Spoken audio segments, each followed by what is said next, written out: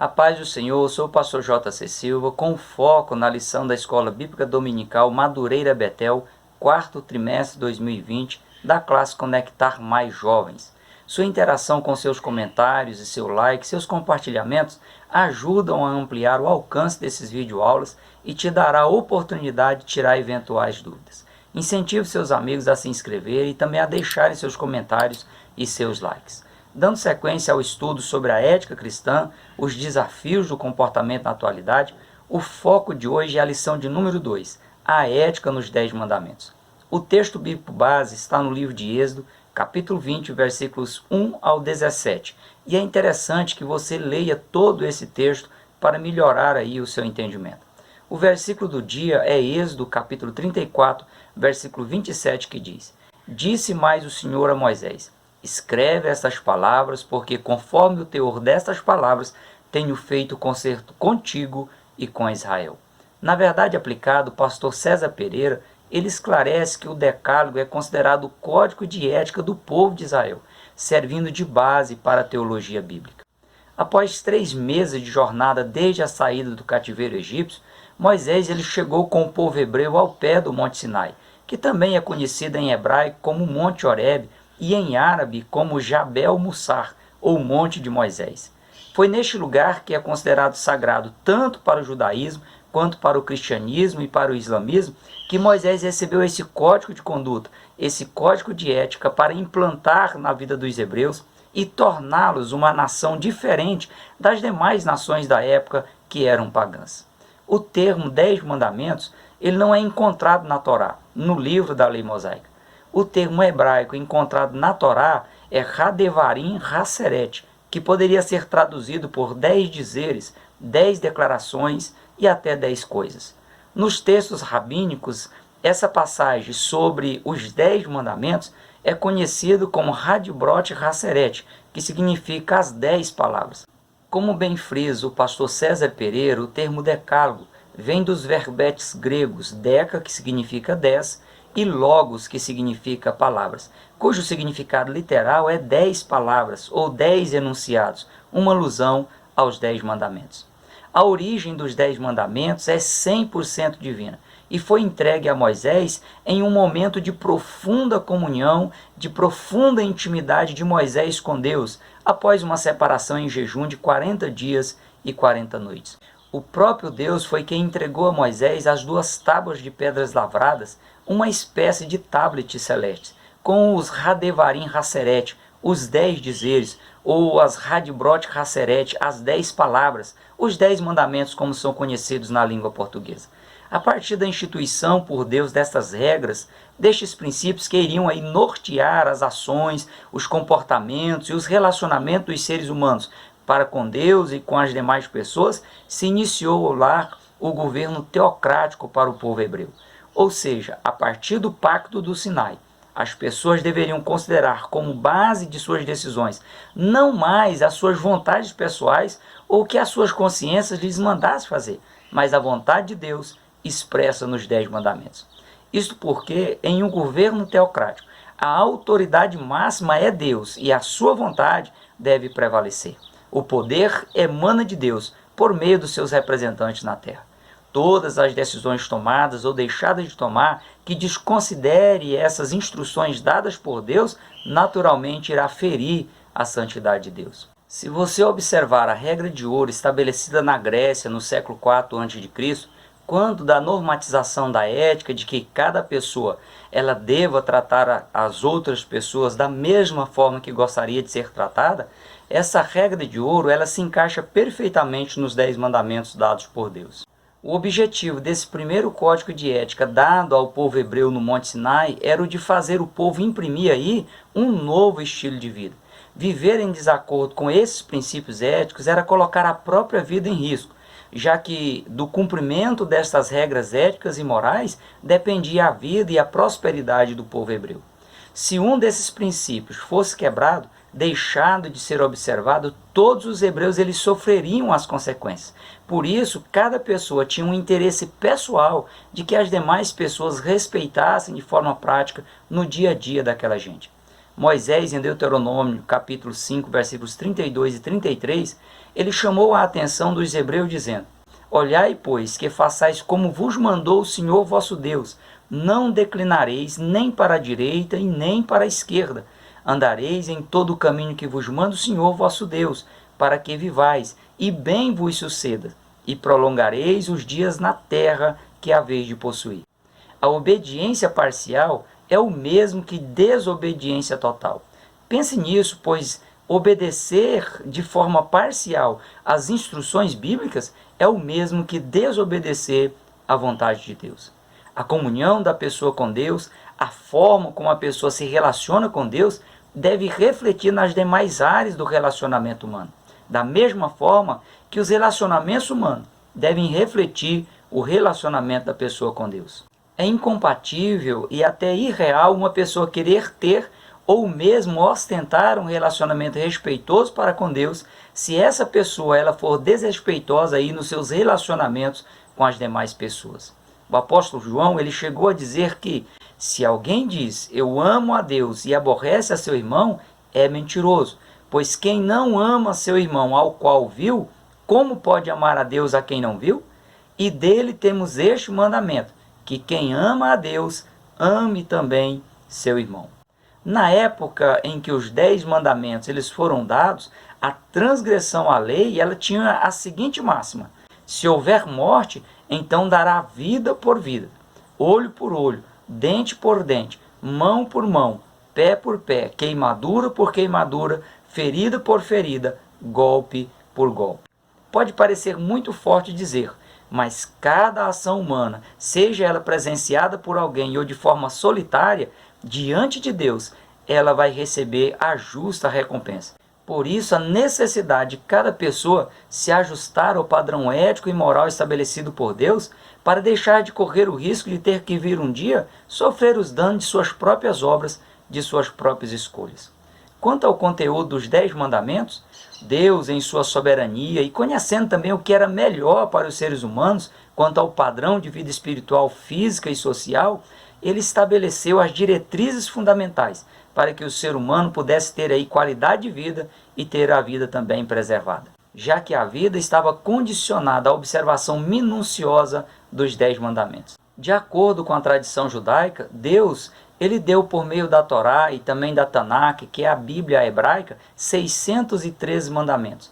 Mas os 10 mandamentos que está em Êxodo capítulo 20 abrigam em cada um deles parte dos outros 603 mandamentos. Ou seja, os 10 mandamentos, eles refletem o coração da lei de Deus, do código de moral e ética estabelecida por Deus para o seu povo, para nortear suas ações e seus relacionamentos, tanto para com Deus quanto para com as demais pessoas. Os 10 mandamentos eles estão divididos em 2 grupos distintos. No primeiro grupo estão os mandamentos vinculados ao relacionamento e à maneira dos seres humanos se portar diante do verdadeiro Deus. No segundo grupo estão os mandamentos vinculados aí ao relacionamento dos seres humanos com as outras pessoas. Quanto a esta divisão, os estudiosos eles tendem a colocar no primeiro grupo, no que se refere ao relacionamento do ser humano com Deus, os primeiros 4 mandamentos. No entanto, nos comentários da Bíblia hebraica transliterada e português interlinear, segunda edição, o 5º mandamento, honrar teu pai e a tua mãe, está nesse primeiro grupo. Ou seja, entre os mandamentos que se referem aí à relação do ser humano com Deus, o Criador Supremo.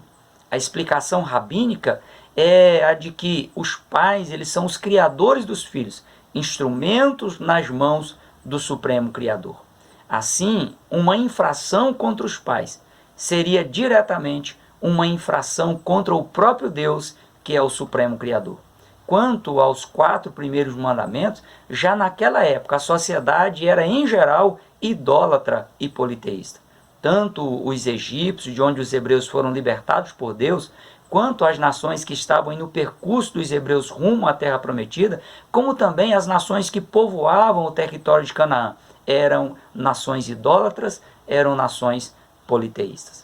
Os hebreus eles precisavam aprender e reforçar suas convicções monoteístas, a adoração ao único e verdadeiro Deus, ao Criador e sustentador do universo, a Yahvé, o Deus soberano.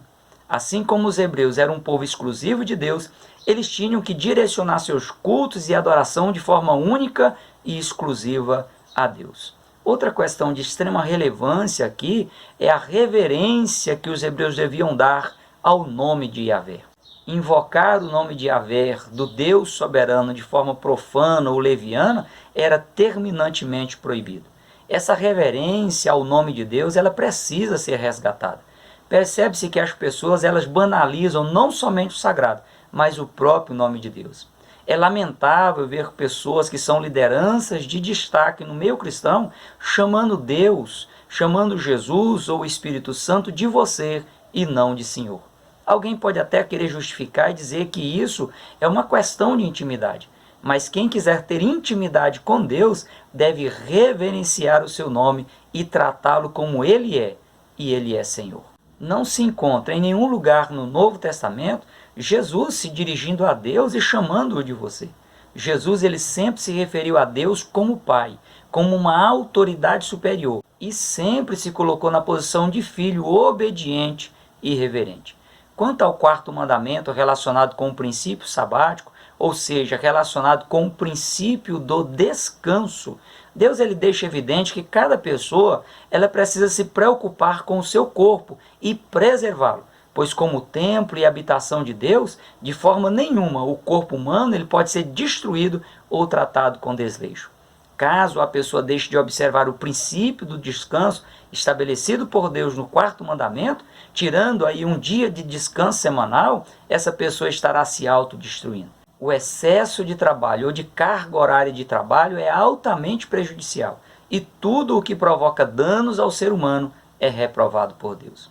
Dentro do contexto do Novo Testamento, os fariseus queriam obrigar Jesus até mesmo deixar de curar as pessoas em um dia de sábado, já que quando uma pessoa era curada em um dia de sábado, os fariseus acusavam Jesus de exercer o ofício da medicina em um dia que era considerado sagrado.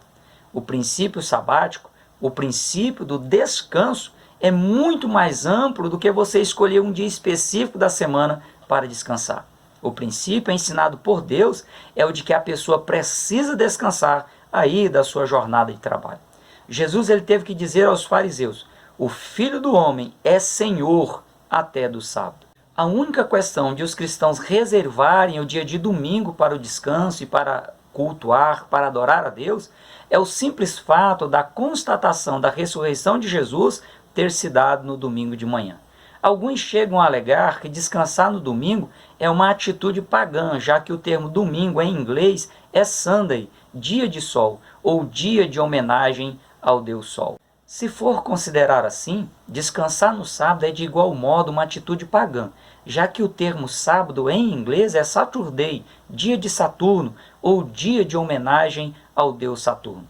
O pastor César Pereira, ele observa que no Novo Testamento não há um versículo sequer que ordene aí a guarda do dia do sábado como um dia fixo para descanso semanal ou para adoração a Deus. É melhor observar o princípio do descanso, tirando um dia para descansar e evitar aí discussões tolas, como bem orientou Paulo em Colossenses, capítulo 2, versículos 16 e 17, quando ele diz: portanto, ninguém vos julgue pelo comer ou pelo beber, ou por causa dos dias de festas, ou da lua nova, ou dos sábados, que são sombra das coisas futuras, mas o corpo é de Cristo.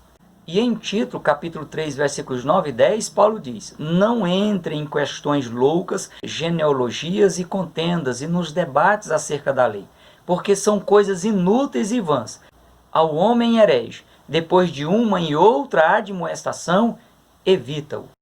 Fica claro no Código de Ética do Sinai que Deus ele estabeleceu um padrão para os relacionamentos entre as pessoas, para que elas pudessem ter uma melhor qualidade nos seus relacionamentos, representada aí pelo segundo grupo de mandamentos.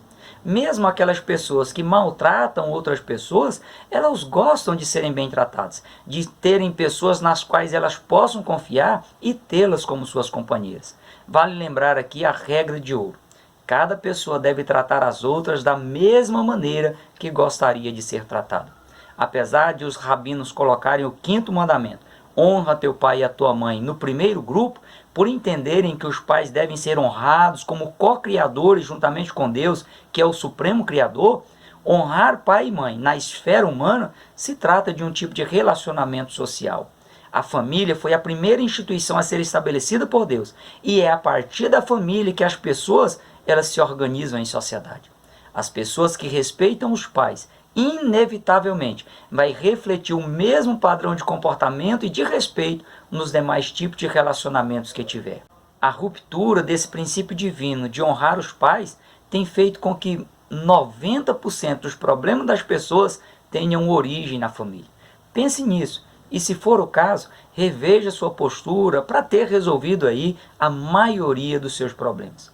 Quanto aos demais mandamentos relacionados com crimes praticados contra outras pessoas, tais como assassinato, adultério, furto, falso testemunho e cobiça, esses crimes eles só ocorrem quando uma pessoa faz aos outros o que ela não gostaria que fosse feito a ela. Quando os impulsos carnais e os sentimentos de injustiça ou de justiça própria, oriundos da natureza humana tendente ao pecado, dominam a pessoa.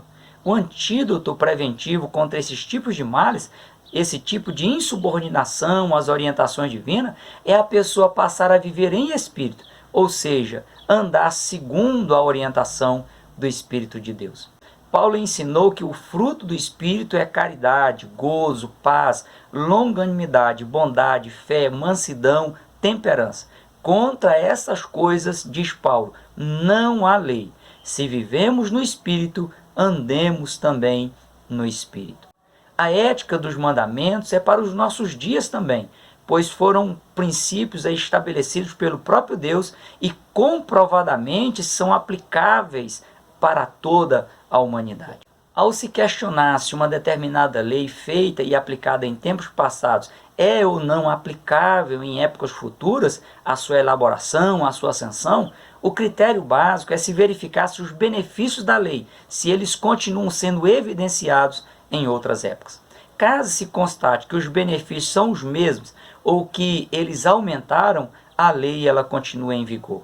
No caso dos 10 mandamentos, em quaisquer locais ou épocas que se for feita essa verificação, os resultados vão demonstrar que os seus benefícios são 100% comprovados em quaisquer locais, em quaisquer épocas. Os princípios estabelecidos por Deus por meio das Hadbrot Haseretes, das 10 palavras, dos 10 mandamentos, eles são universais e primam pelo respeito à vida. Por isso, o Pacto Ético do Sinai é uma lei universal.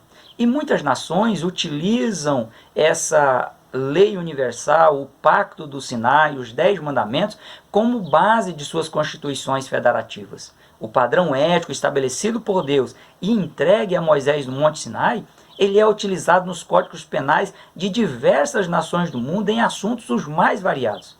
Ao estabelecer um padrão ético universal, Deus expôs o seu objetivo em preservar a vida humana em todo o mundo, tanto no aspecto espiritual quanto no aspecto físico. O escritor João Matias pondera que, embora o código de ética dado por Deus envolva a vida do povo hebreu, pois fora dado a Israel, o intuito divino foi um intuito universal. Portanto, ele deve ser observado por toda a humanidade, que, se assim o fizer, só terá benefício ao dar o devido valor às instruções divinas. O Pacto do Sinai é um código de ética imutável.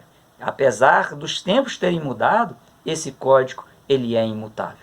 Um código de ética ou uma lei deve ser mudada ou alterada só se ela perder a sua utilidade ou perder a sua aplicabilidade. E os 10 mandamentos, que é a síntese do que estava no coração de Deus em relação à humanidade, continua com a mesma utilidade e a mesma aplicabilidade.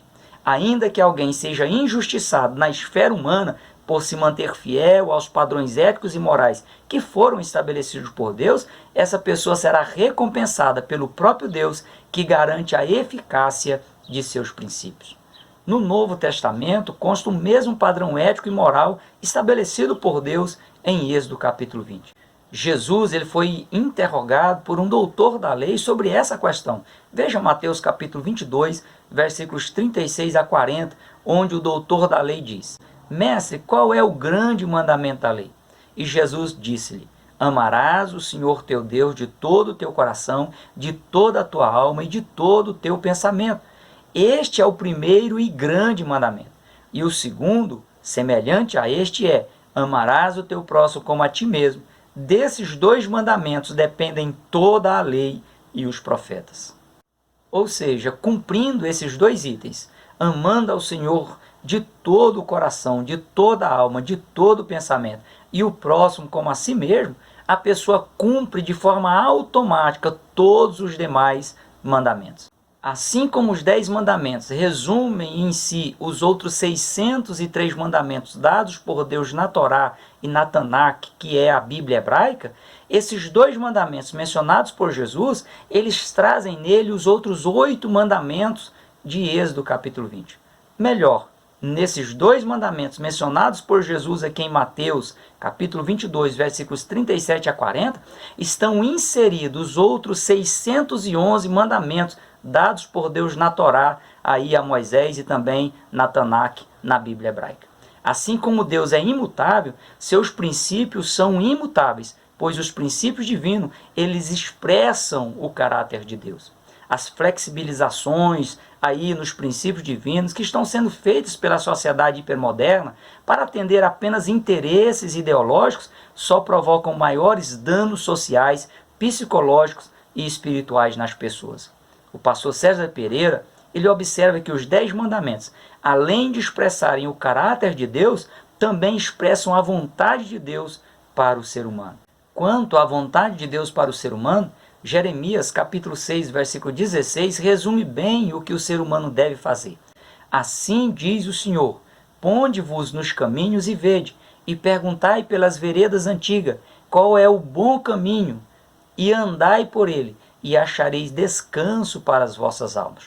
Provérbios 22, versículo 28 diz: não remova os limites antigos que fizeram teus pais. Deus é o Pai Supremo, o responsável direto em propor e dar sustentação a esses princípios éticos e morais dados à humanidade. O que cabe a cada pessoa é buscar entendê-los à luz do contexto geral das Escrituras e colocá-los em práticas, já que tudo que Deus propôs para o ser humano visa o próprio bem do ser humano, tanto nesta vida quanto na eternidade. Que o Espírito Santo de Deus seja o seu guia fiel. Prossiga na paz do Senhor.